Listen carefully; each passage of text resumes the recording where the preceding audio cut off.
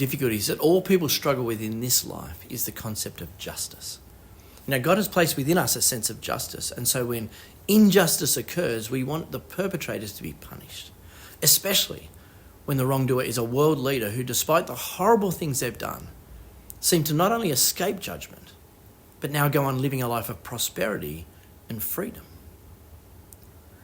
On Monday, we thought about the bad leadership in Israel and how God was going to raise up a good leader for his people. On Wednesday, we looked at the promise of God, that the leader he provides will bring restoration for his people. Today we'll see that the good leader will not only shepherd his people as a father cares for his children, but the bad leaders will be punished for their sins. We'll actually start in Isaiah with the judgment of God on his people. Isaiah 2 verse 12. For a day belonging to the Lord of armies is coming against all that is proud and lofty, against all that is lifted up. It will be humbled. Against all the cedars of Lebanon, lofty and lifted up, against all the oaks of Bashan. The pride of mankind will be brought low, and human loftiness will be humbled.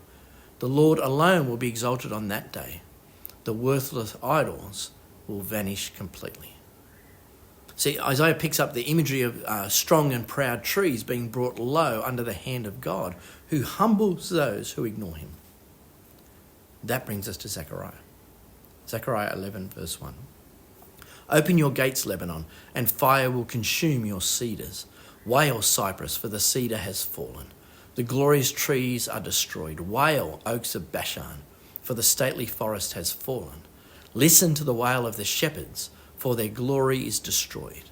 Listen to the roar of young lions, for the thickets of the Jordan are destroyed.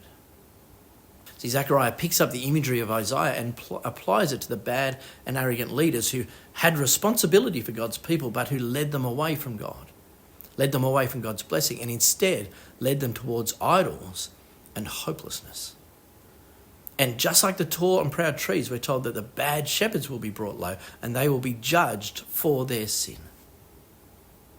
And the Gospel of John, Jesus interacts with the Pharisees who criticise him for accusing them of being blind. And Jesus responds with these words. John 10 verse 11. I am the good shepherd. The good shepherd lays down his life for the sheep. The hired hand, since he is not the shepherd and doesn't own the sheep, leaves them and runs away when he sees a wolf coming. The wolf then snatches and scatters them. This happens because he is a hired hand and doesn't care about the sheep. I am the good shepherd. I know my own, and my own know me, just as the Father knows me, and I know the Father. I lay down my life for the sheep.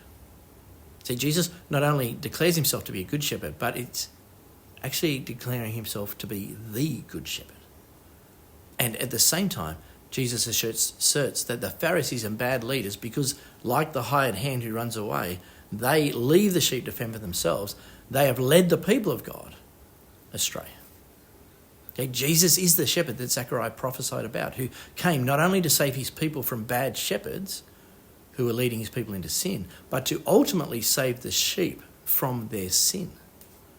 See, Jesus' death on the cross proclaims to the world that sin is serious and it must be judged. Sin is judged on the cross. However, it is only those who put their faith in Jesus who are saved. Okay, be assured, friends, that the bad leaders of the world will face justice, if not in this life, then in the life to come. However, this justice of God is also true for all men and women who refuse to acknowledge Jesus as Lord and Saviour. And so with that reality in mind, why don't you take a couple of minutes to pray and thank God for Jesus and for his justice that we will see. But pray also that God will show mercy and allow those who you know who don't know Jesus to come to a saving faith in him. Who was good?